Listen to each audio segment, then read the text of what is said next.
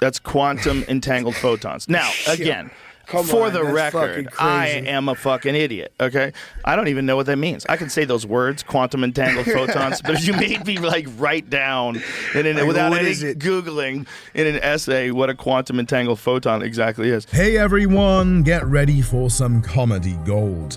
In this clip, Joe Rogan tries to explain the mind-boggling concept of quantum entangled photons to Action Bronson. If your first thought was, wait, what? Then buckle up, because this is just the beginning of some of the funniest and dumbest moments between Joe and Action. Let's jump into one of the craziest conversations on the Joe Rogan Experience. Welcome back to Podcast Crazy. Make sure to hit that like button, subscribe, and join the conversation in the comments below. We want to hear your favorite moments from Joe Rogan Experience and any crazy topics you want us to cover next time. It was a good one, though. Yeah. Imagine if commercials were illegal. Bro. Imagine if we decided that everything has to exist on its own merit. And, word of mouth is the only thing that counts. Now, before we dive deeper into this wild conversation, let's get to know who Joe and Action really are. When you hear the name Joe Rogan, it's hard not to recognize it. With his passion for everything from philosophy to health, Rogan's curious mind makes each episode something to look forward to, and this one especially, since he dives deep into his conspiracy theories about the reliability of math and physics. And joining him today is Action Bronson. A multi-talented powerhouse, Bronson is a rapper, chef, and the host of his own food truck show, Fuck That's Delicious. With a larger-than-life personality and stomach and a love for flavor bombs, which we can clearly see, he brings his unique touch to every discussion. I feel like an asshole sometimes when I come on here. Terrence Howard? I don't even know what to say. I was like Googling shit to talk about after that. But what the fuck? What in the actual fuck? First of all, I understand it, though. I kind of understand it. I understand. It made sense. To me, he's making me believe. He's way too smart to just be making everything up. Like this, there's no way he's a lunatic. Like I've heard people say, you can't just come up on that. He's making things. I'm like, I don't think that's correct. He knows too much. No. So is he correct? I don't know. And then that's what has to happen is Terrence Howard has to sit down with someone who's an academic. So what's got Joe Rogan so spun out? It's all about Terrence Howard and his mind-bending theories. You may know Howard from movies like Iron Man or Hustle and Flow, but this guy's gone way beyond Hollywood, diving into his own unique science and philosophy. I recently learned I got name-checked by Terrence Howard on his recent appearance on Joe Rogan. I reached out to Neil deGrasse Tyson.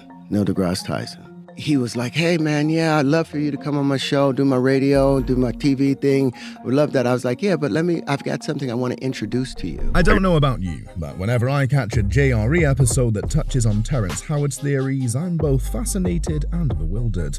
It's like every time I think I've heard it all, Rogan or his guest will circle back to some mind-bending ideas Terrence dropped, and I'm right back in the rabbit hole. Since his appearance on JRE a month ago, that episode has racked up nearly 10 million views on YouTube, second only to the Cat Williams episode, which managed an insane 20 million. Honestly, it's hard to explain the draw Terrence has.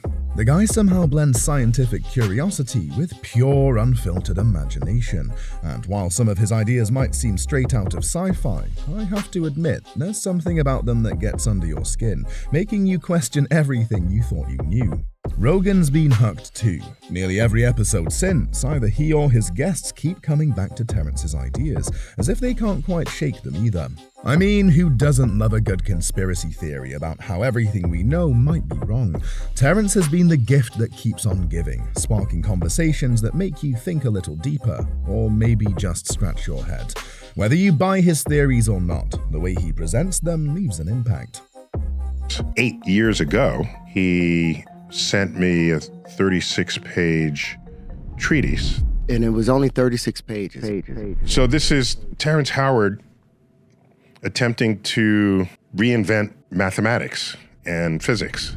I actually spent time reading every line of all 36 pages, and I commented. My comments are in red here. You see that? So I spent a lot of time on it, and I thought, out of respect for him, what I should do is give him my most informed critical analysis that I can. Tyson even broke down the story behind it. I just found out Terrence name-dropped me on Joe Rogan, so I reached out and said, "Hey man, why don't you come on my show, do my radio thing?"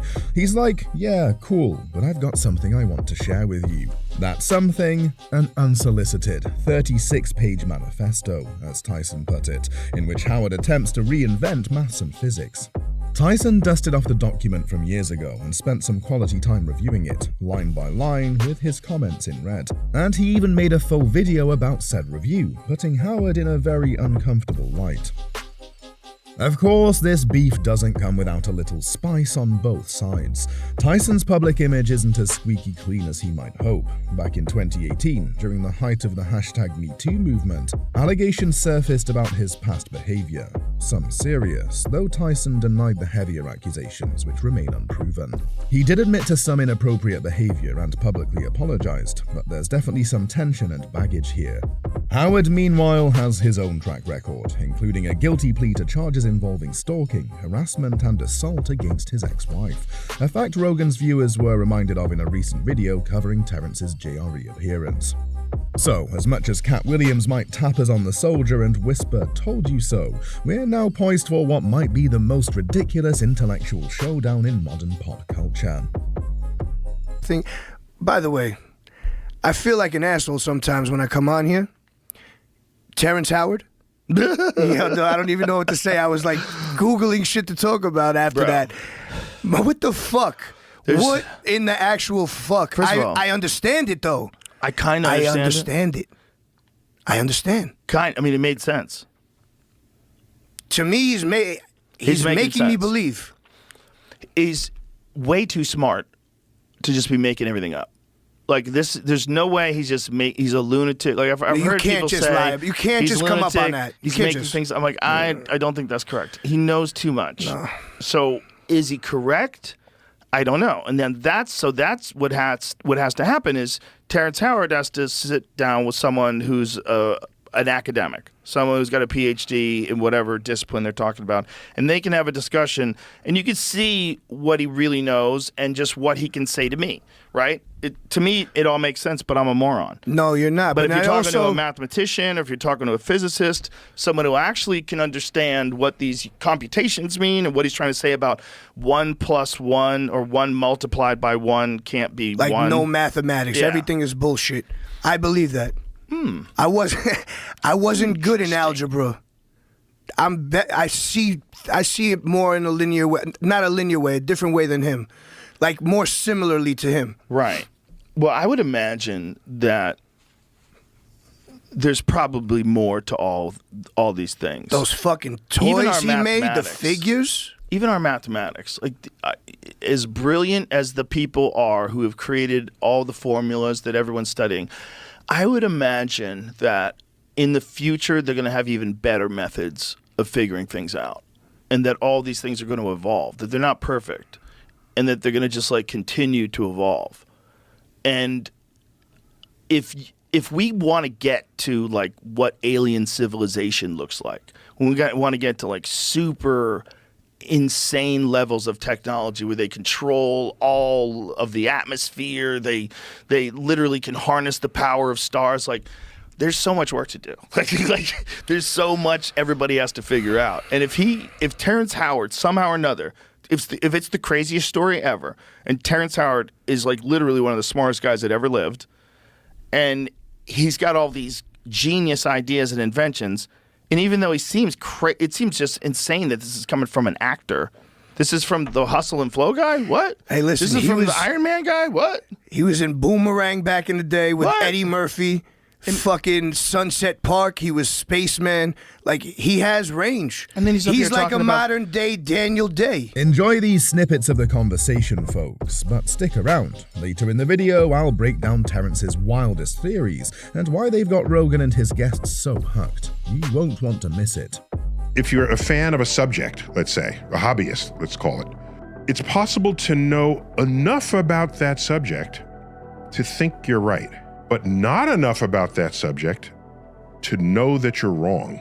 And so there's this sort of valley in there a valley of false confidence. To me, it all makes sense, but I'm a moron. No, you're not. But if you're talking to also, a mathematician, or if you're talking to a physicist, someone who actually can understand what these computations mean and what he's trying to say about 1 + 1 or 1 multiplied by 1 can't be like 1. no mathematics. Yeah. Everything is bullshit.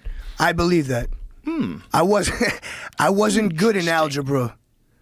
I see it more in a linear way, not a linear way, a different way than him. Like more similarly to him. Right. But apart from the ongoing beef between them, Neil deGrasse Tyson, our resident science sage, explains a phenomenon that might just sum up Terrence Howard's teriology journey, and perhaps a few other JRE alumni. Tyson breaks it down. If you're a hobbyist in any field, you can sometimes know just enough to think you're right, but not enough to realize how wrong you are.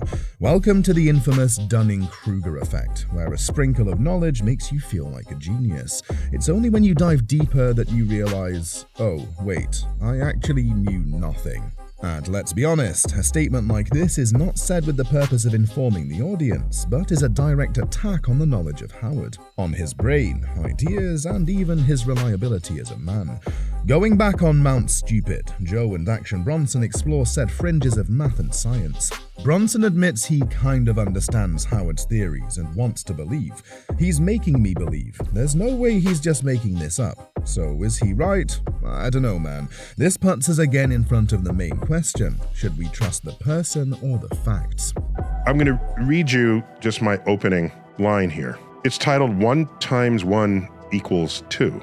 So I lead off by saying, this is an ambitious work that is a clear indication of a restless, active mind. Within these pages, however, there are many assumptions and statements that are underinformed, misinformed, or simply false, thereby compromising or nullifying many of the subsequent conclusions you have drawn. That's exactly what should happen in a peer review, out of respect for one another's intellect. It opens with a quote from Terrence. It can never occur that the square root of a given number, when added to itself, is greater than the initial number squared, for that would expose a loose thread within the fabric of our understanding, a loose thread capable of unraveling the very ground rules of mathematics. That's a bold statement. So then I just say, this opening thesis is false. There are plenty of examples of this that have escaped your attention. His statement is shown to be false for every number that's less than 1 and greater than 0. For example, the square root of 0.64 is 0.8. 0.8 is bigger than 0.64, and it's a larger number than the original. And 0.64 squared equals 0.4096, a smaller number than the original. To the extent that the next 35 pages depends on your stated thesis, this fact undermines your claims and assumptions and conclusions. It's not about feelings here. It's about objective reality. As for Terrence's manifesto, Tyson recalls his review titled 1 × 1 = 2. He starts with, this is an ambitious work, but quickly states this opening thesis is false. He points out that for numbers between 0 and 1, the square root added to itself doesn't defy logic. Unfortunately for Howard, his hypothesis simply doesn't add up, making him look like a complete idiot and lunatic. With that, Tyson effectively demolishes Howard's entire 36-page manifesto, like the world's politest demolition crew. And here's where Bronson takes us on a side journey. He thinks modern science suffers from microanalysis. Instead of trying to understand every atom, he suggests just going with our feelings. He's had it with all the tiny details. And because of music, he explains, I understand what he's saying. For Bronson, too much science has killed the vibe. We need a little less analysis and a little more, it just feels right. That's quantum entangled photons. Now, again, for the record, I am a fucking idiot, okay? I don't even know what that means. I can say those words, quantum entangled photons, but if you made me write down without any Googling in an essay what a quantum entangled photon exactly is. But what it Aren't looks like... photons from light, from sun? Yeah, but this is the thing. Quantum yin-yang shows 2 photons being entangled in real time, so it's true. That's a stunning crazy. experiment which reconstructs the properties of entangled protons from a 2D interface pattern could be used to design faster quantum computers. And when you quantumly entangle two photons, they look like a yin and yang. Do you know how insane this is? What do you does know how, quantumly entangled mean? That's a very good question that I can say, and it makes me sound smarter. Quantumly entangled. But I couldn't write that down without Googling it exactly. The quantum entanglement, is it the mixture of these photons together? Well, I think what it is these particles are entangled in some way where they don't have to be in the same place and time, but they react to each other. There's some method or some way of understanding how this is done. It's all squirrely, yellow legal pad, chalkboard with a bunch of squiggles that you don't understand. Bananas talk. I don't know about you, but whenever I see Rogan and his guests get caught up in these wild theories, I find myself torn between fascination and a bit of worry. The idea that what feels right could start to outweigh rigorous scientific inquiry is a slippery slope. Sure, it's entertaining when Rogan and Action Bronson are geeking out over quantum-entangled photons. Rogan himself admits he doesn't fully understand it, calling it bananas, and I have to admit, it is captivating. But that's where the skepticism sneaks in. Rogan starts joking about distrusting young, too smart scientists, as if intelligence alone might be reason for doubt. It feels funny at first, but it starts to raise real questions. Are we beginning to value personality over hard facts?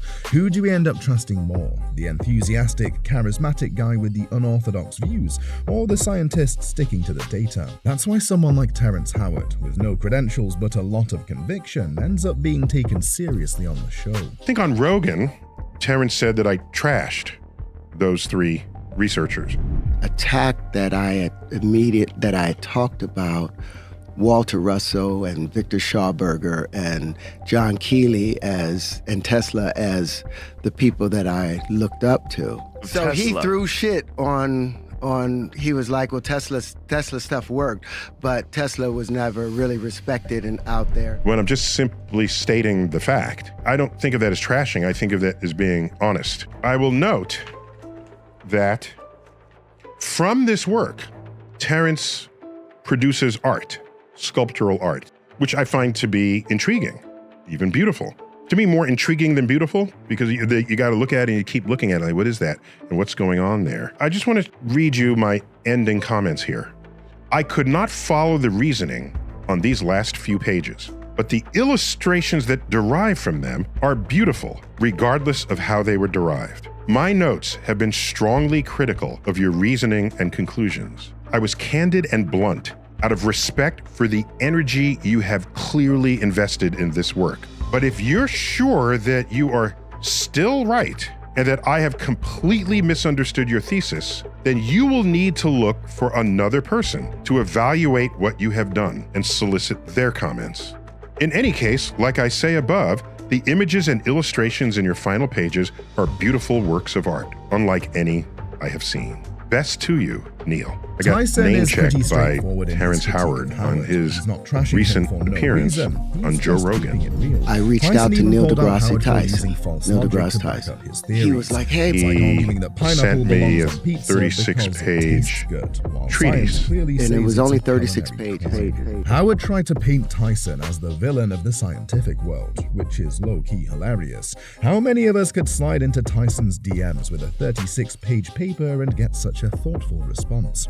The man took time to break it down for Howard, who twisted it into a sob story about being silenced. Meanwhile, he's spilling his theories on a major podcast with millions of listeners. What's up with that? Now imagine if they had a public debate. Picture Rogan hosting both of them. It'd be like a reality show where scientists drop truth bombs instead of drama.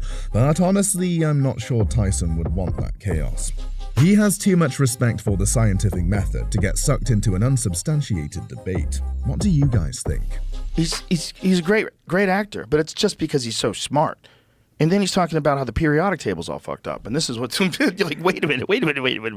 What are you doing? How can you do this? I understand because of music, I understand the way I feel what he's saying. Yeah. Like, stop trying to uncover shit, just all these little micro fucking bullshits. What do you mean? Like I said, I'm a fucking idiot. I'm trying to regurgitate what I heard. Like, as far as all the elements in between. Yeah. Like, why are they there? When they're just... You I will I'm talking? never explain this in a way that's not hugely frustrating to anybody who really knows I can't even remember what I'm trying to say, but Yeah. The way he was explaining how everything's connected. Exactly. Yeah, and the entire, the whole scale of it. And the way he was showing it like a geometric pattern. And when you look at it like the way he was describing it, you're like, oh, wow, that kind of makes more sense. It does make sense. That's it. I mean, it just looks beautiful. That's fire. So, in the end, Joe and Action are just blown away by the way Terrence makes everything feel connected, and honestly, kind of magical. Sure, they might not totally get the details, like what's actually happening with all those elements in between, but that's not the point. It's the way Terrence lays it out, almost like a piece of art, with patterns and geometry that really gets to them. They're sitting there going, wow, this actually makes sense, and it just looks beautiful. Sometimes, even if we can't wrap our heads around all the science, the awe and wonder are enough to keep us hooked. And that's going to be all for today. Hope you enjoyed the video, and don't forget to leave a thumbs up and tune in for an upcoming video where Joe and his guests dive into this conspiracy theory. Let's take everybody on this journey with you. So you were a young man. You were fascinated by NASA. You were a NASA fan. You had NASA photos on the wall of your room. What happened? What happened to you that you're known worldwide as the leading proponent of the moon hoax theory? Well, let me start by saying a comment about what you said, theory. You know, it's not a theory. They did fake the moon landing. That's a fact, whether people realize it or not.